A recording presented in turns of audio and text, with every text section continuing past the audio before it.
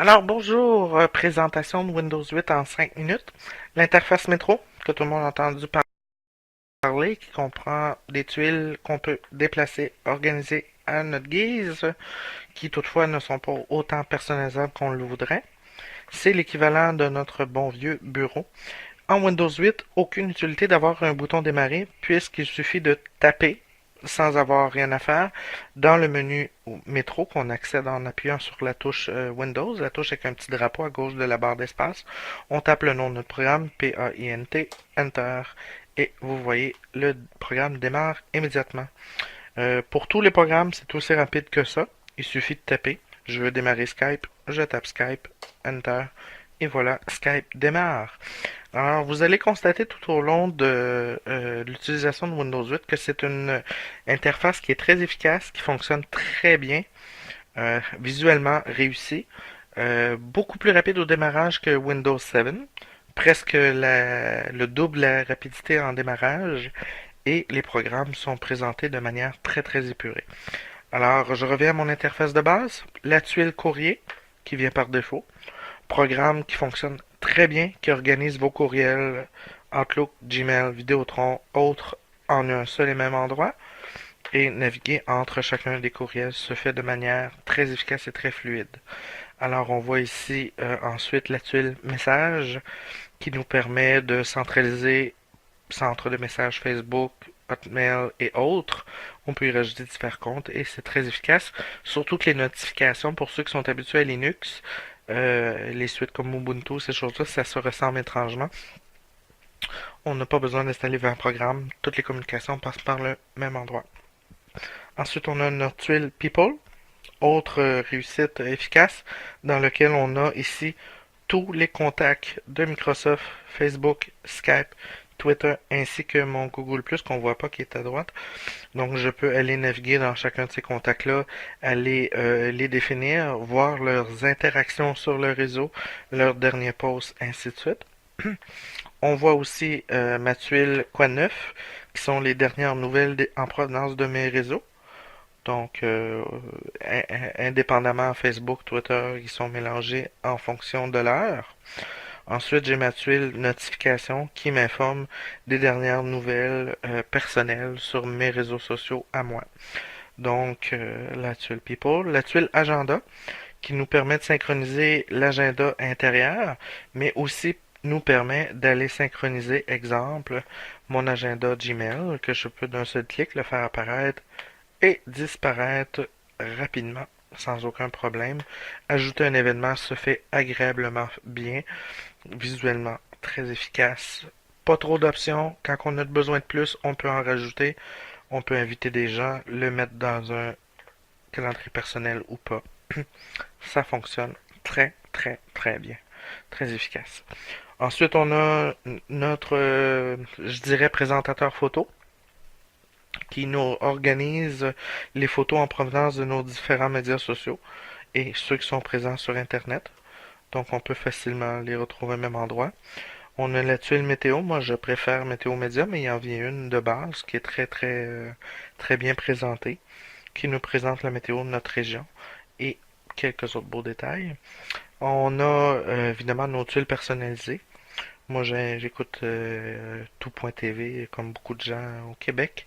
Donc, j'utilise très très souvent tout.tv parce qu'il y a beaucoup d'émissions. Puis vous voyez que là, c'est son premier démarrage, là, qui est un peu plus lent que la normale, mais très efficace, très bien présenté, très visuel.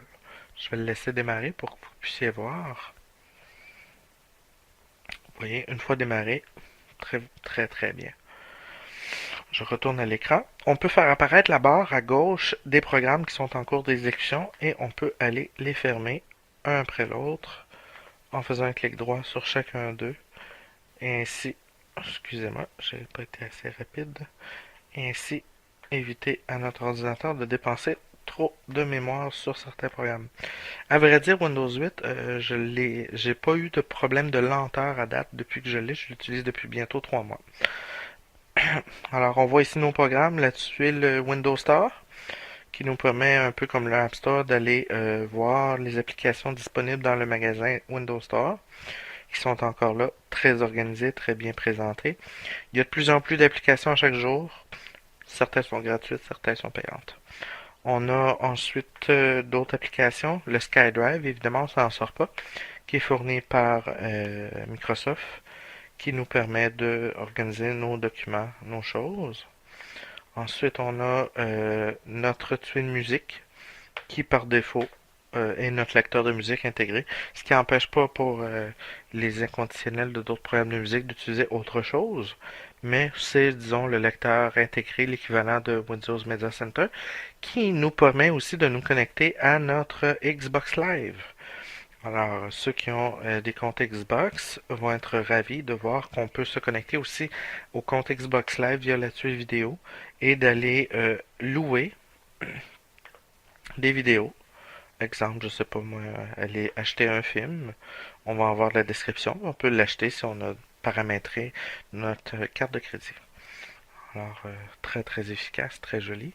La tuile carte, qui est l'équivalent des cartes Bing, qui est correcte. Moi, j'apprécie beaucoup plus Google Maps, mais je dois dire que belle présentation, se fait très bien, fonctionne très bien. La barre de recherche apparaît en bas lorsqu'on veut faire une recherche. C'est pas très long. Ah non, excusez-moi, on fait bouton droit de la souris et on fait apparaître les choses nécessaires. Alors, on continue rapidement. Qu'est-ce qu'on a? On a la tuile nouvelle, excusez-moi la recherche, la tuile wallet qui nous permet de faire des voyages, la tuile des nouvelles qui nous permet de répertorier un agrégateur de nouvelles. Encore là, très bien fait, très visuel, très efficace, qui est les nouvelles les plus lues. On peut aller choisir les sources. Vous voyez, on a du Radio-Canada, du PC, Reuters, AFP. On peut aller définir quelles seront les sources que je veux voir. On peut même en ajouter. Donc c'est très très très bien fait, très efficace. Vous voyez la petite main qui apparaît en haut? On peut s'en servir pour aller mettre certains, les fermer. Si je continue mon geste vers le bas, je vais fermer le programme. Attendez, ça marche-tu? Non, c'est pas pour ça. Excusez-moi. C'est pas pour fermer le programme, c'est pour le mettre en onglet. On le tasse vers la droite. Vous voyez, j'ai préparé un volet. Et quand je mets les choses en volet, elles restent organisées différemment. Ce qui fait que si je retourne sur ma tuile nouvelle, elle est restée en mode volet. Et je peux, à ma guise, choisir de revenir en mode normal. Alors je continue. On a, je vous disais, Xbox Live pour ceux qui ont un compte Xbox qui nous permet en un seul endroit de faire le suivi de nos jeux. Parce que vous savez, pour certains, Xbox promet la capacité dans un avenir assez près de faire jouer les jeux Xbox directement à partir de notre ordinateur. Donc certains jeux sont d'ores et déjà disponibles selon cet angle. On retrouve d'autres. C'est pas mal ça. Ah oui, on a la barre de charme qui est accessible avec la touche Windows C qui fait apparaître la barre avec les paramètres les plus courants de l'ordinateur. Exemple, les paramètres de redémarrage, connexion sans fil, notification, clavier, luminosité. C'est qu'on peut arrêter l'ordi. Les paramètres rapides de l'ordinateur qu'on peut ajuster de façon très très simple, très facile, très fluide. Et on a pour les inconditionnels le paramètre plus avancé qu'on rejoint avec la touche Windows X ou en allant dans le coin gauche, faire apparaître le bureau. On fait bouton droit sur le bureau et on a la même fenêtre dans laquelle on a le gestionnaire périphérique, le panneau de configuration et ainsi de suite. De ce côté, le panneau de configuration n'a pas tellement changé, pas mal la même chose, toujours les mêmes affaires. Qu'est-ce qui a changé dans Windows 8? La présentation de certains éléments comme le gestionnaire de périphérique. La copie de fichier se présente différemment, ces choses-là. Mais dans l'ensemble, je conseille à tout le monde d'acheter Windows 8